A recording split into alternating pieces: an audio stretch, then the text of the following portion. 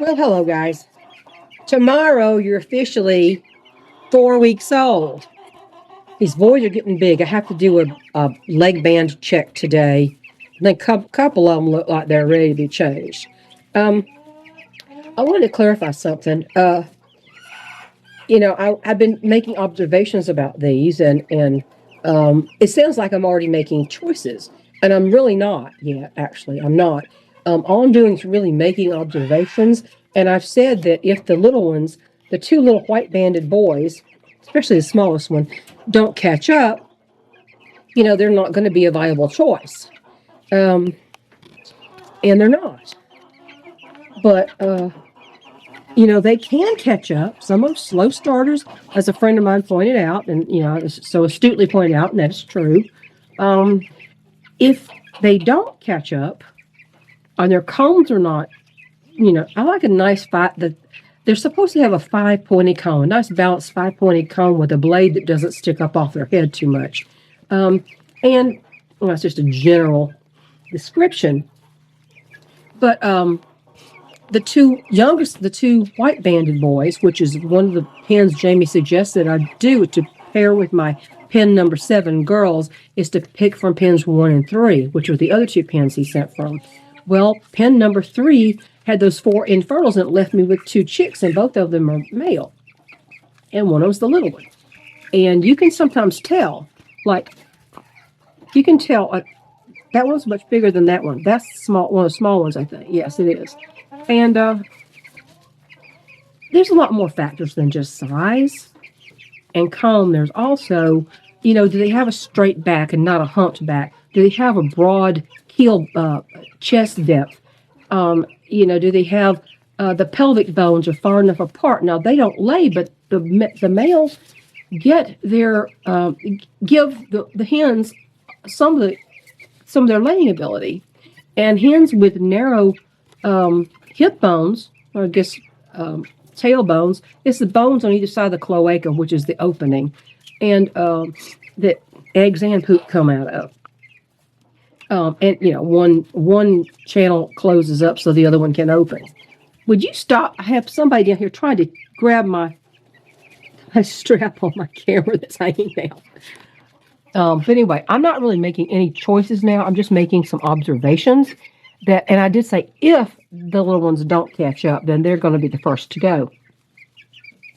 But there's more to it than the size and the comb. They're supposed to have a 5-pointed balanced comb without the blade in the back, sticking up in the air. It's supposed to follow the curvature of the head.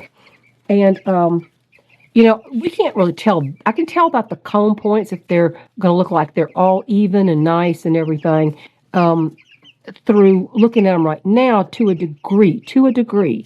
The little ones, the two white banded boys from pin number 3, their combs don't appear to be as perfectly balanced as the others.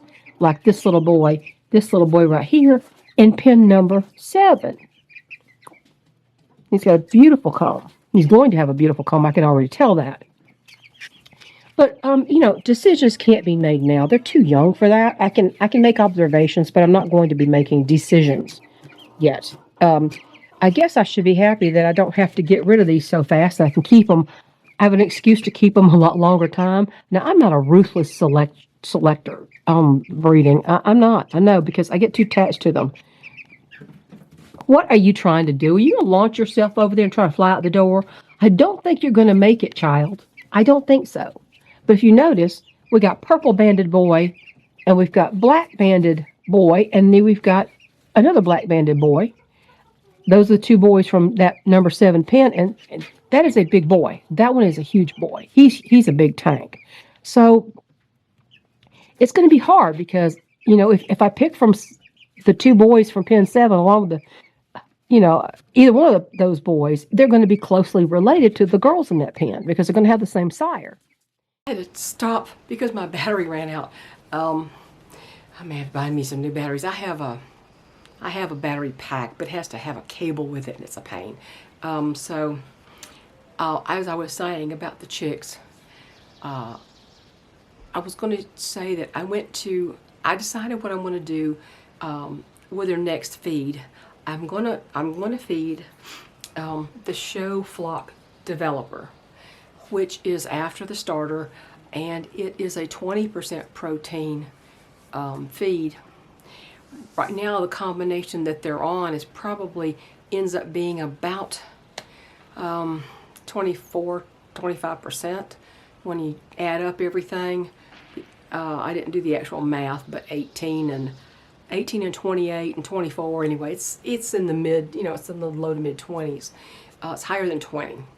So the developer seemed like it might be a good thing. It's related, that show flock developer, the show flock line, is related to the 22% layer that we used to feed our birds until they took out the animal protein. Well, the show flock developer does not have animal protein. All the feeds that they are eating right now, in combination, all of them have animal protein. And I want to get them the best start possible. So I kind of thought, well, I want to do some kind of developer. I'm not buying anything from Tractor Supply. Forget that.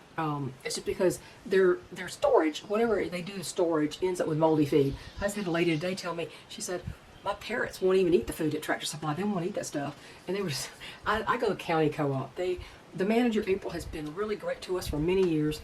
And so I went there and I thought, well, I better find out if they actually have the show flock developer, which is a Tucker milling product. I love Tucker milling feeds. But anyway, but I thought by the time the chicks get to be that age where I'm running out of starter entirely, what is going to have to happen is they're going to have to go to the developer.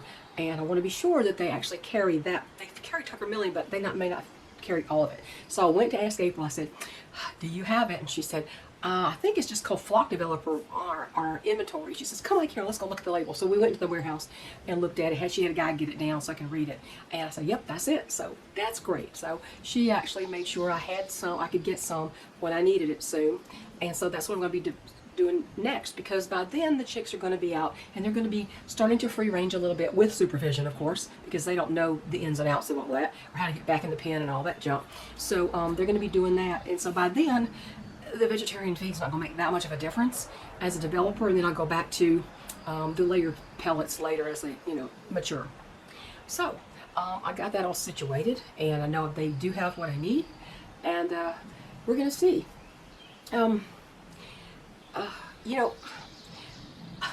was talking about, to shift gears on preparedness, I'll talk just a second about that. This is always about preparedness. That's why the chickens, you have your own food source. No, I didn't need to get exhibition quality barred rocks to have them lay eggs, but the longevity on hatchery stock is not that good in general. And I prefer them to lay longer than 2 years and then croak. I mean, some of the hybrid layers are kind of like that. There are exceptions, of course, but overall, all my reproductive illnesses have been from hatchery birds, except for maybe 2. But preparedness itself, I see people, you prepare so you don't have to panic. That's my motto: prepare, don't panic. The media wants you to panic because that's their bread and butter, is getting the public all riled up. That's what they live off of. That's what feeds their egos and their drama. And we're all about not drama here. A certain amount of drama comes with having a YouTube channel. You express opinions that are unpopular, and of course you get that. It's like, okay, I give you back. It's like a bunch of children on the playground. I swear, they can't hear ideas with which they don't agree without freaking out over it. Just like my late Hector, my rooster Hector, used to freak out when I picked him up and his feet left the ground. He couldn't stand that. He was not even afraid of me. He wasn't. He was very friendly. But if you pick him up and he loses control, he freaks out. While the left is losing control. So they're freaking out. And they're lying. They're just making up lies just to suit their agenda. And of course, I think they're missing some brain cells, because why else would you use that Abrego Garcia, that one, to be your poster child for, oh my God, immigration enforcement bad? Why would you use that lowlife as your example and try to get him back? He never has been a citizen in this country. He's been through the courts over a bunch of stuff. He's been denied asylum. He's been arrested for his beating his wife. His wife lied, said, oh, he's not part of MS-13. Look at his knuckles. He's got it tattooed all over his knuckles. People, he wears shirts that have the logos of MS-13. So this is the person, this is the wonderful citizen they want back here, one that doesn't belong in the first place. He's a Salvadoran citizen. Y'all are desperation. Talk about reeks of desperation. That's burning the house down with desperation. That's not just reeking or smoking. That's burning the house down. But you know, you don't need to panic. All this stuff's happening and stuff you can't control. You have no say in what happens to him. They're going to play their games up on Capitol Hill, and they're going to scream and cry and boo-hoo over people who shouldn't get their sympathy at all in the first place, and try to get everybody else all riled up. Well, don't get riled. Just keep preparing, because you don't know what's going to happen. You don't know what kind of craziness, crap is going to be forced upon us next. I don't know what President Trump is going to do. He's doing so much at the same time.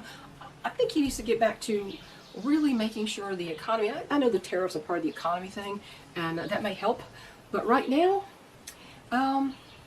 prices are high. But you know what? That's why we prepare, so that no matter what happens with prices, gas prices, food prices, clothing prices, whatever, you can survive. That's what preparedness is, and you do it just. And like I was saying this morning, don't worry. You don't worry. Worry doesn't do anything except cause ulcers. It never changes a thing. And all it does is make you all tense and your gut wrenched up and all that kind of stuff. But you know, being frugal is the key.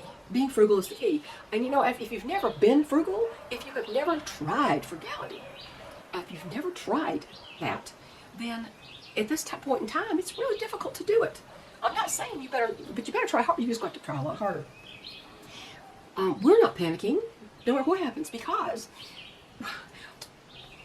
from our first time, when we got married, I was 19, he was almost 23. He would be 23 in a couple months after we got married. So it was almost 4 years between us. When we got married, I was still kind of a kid. He had a lot more responsibilities in his life because his mother was always sick. And he had to take care of the younger siblings. I didn't have to do that. But you know, we decided that we were going to never try to live, we were always going to live on one income. That we didn't want to start getting dependent on two incomes. So we didn't. And so now, because we've always had only one income, and everything my Social Security is very small because I didn't work enough quarters to earn it. I have to draw off my husband's, and it's less than half of what his is. Way less than half of what his is. It's about a third of what his is, and I don't get much. So everything I get goes into the account. That's how I paid off my mortgage. I started drawing from it only when I could start paying off my mortgage, and it's been paid off for a couple of years at least. And it just sits there and accumulates. So now, what the next thing that's happening is I back up to what I was before I paid off the mortgage, and now my next goal is starting next month. I'm going to start throwing extra money at the car balance, and they're going to pay that down and get that done. And I think we may try to trade in the other car, the other SUV, and try to get a small truck after that. But we'll see. We'll see. That's thinking ahead too far. Planning ahead's good, but always have it in the back of your mind that your plans may not work out the way you think they're going to work out. But we never had to panic. We didn't have to learn to live on one income because we always did. We always did. Now, I know when my sons got into college, they had the Hope Scholarship that is paid for by the lottery here in Georgia. And you had to keep a certain grade average to keep your Hope Scholarship. All it did was pay for tuition. It doesn't pay for the books and doesn't pay for the housing and any of that. Just tuition. But their tuition was paid for as long as they kept up their grades, and they kept the Hope Scholarship all the way through college. Both of them did. And so that was the only time I ever worked. I did part-time at the library, shelving books and whatnot, because I understood the decimal system, right? And I figured the library was always a great public service. I don't know who goes to the library anymore, but you know, we still have them. Then I also worked as a realtor for about a decade to help put my sons through college, because there was no college fund. We didn't make enough money to save any kind of money. The only time we got money was when we sold a house or something, and we paid off any whatever debt we might have had with the proceeds from the house. And I think we only had to really do that one time, and from then on we were pretty much debt free. Now, you know, I was forced to buy a car. I was forced to make a decision between making a major repair on a car, an SUV, which would cost more than the thing was worth, or just buy a different vehicle. And we bought a different vehicle, and I haven't regretted it. I've loved this vehicle ever since we got it. It's excellent on gas. It's fun. It's easy to drive. It's comfortable. It's just, it's reliable. It's a great vehicle. So it was worth the investment, and it's going to be paid off really quick. But that's only because we've always lived on one income, his. And we did that on purpose, and it's always served us well. So Um, don't panic, prepare. This is what helps you prepare. It might be a little harder. I said something to somebody this morning about, well, you know, if you've always lived one income, then when something hits here and you want to, and one of you loses your job, you don't have to strip your gears going backwards and trying to all of a sudden be frugal where you never have been. Trust me, you're spending more money than you know you are. Unless you write down all your expenses and actually add them up, you don't realize how much money you're spending on what.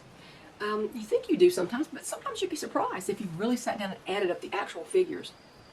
But you know, you don't have to strip your gears going backwards. But if you've never been frugal, it's going to take a little more effort. It's going to take a little bit of sacrificing things that you're used to having. In the end, you'll find out you really didn't need anyway. Trust me, you'll find out you didn't need them anyway. And it might be difficult at first. It's because it's just something different. Habits take time. Frugality as a habit takes time to develop. And now, as I laughingly said, I said, now it's hard to even, it's such a habit that now it's hard to convince my husband to spend more than $20 on a pair of shoes to get good support because of his back and his knees and everything. He don't want to spend more than $20 on a pair of shoes. You don't get good leather shoes for $20. Even at Walmart, it's hard to get shoes for $20 anymore. So, yeah, I mean, he's so frugal, he doesn't even want to spend money on what I consider a necessity. Good footwear is a necessity. You don't have to spend hundreds of dollars on it, but you need to at least buy something that you know is going to be supportive and be a decent material and not wear out in 5 minutes. And that ain't most of Walmart shoes, honestly. So anyway, frugality is a habit. You just develop it, and you can develop it later in life. It's just going to be a little bit harder, especially in this economy. But it's worth every single bit of effort you put into it. Trust me on that. So that's my video for today. I'm going to go. It's the most beautiful spring day. I love it. And pretty soon the kids are going to be going outside. The kids are going, it's breezy.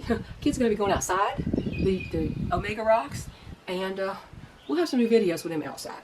I think you'll be surprised at how big the boys have gotten when you actually see them in relation to something else, not just each other. So that's it. Talk to y'all later. Bye.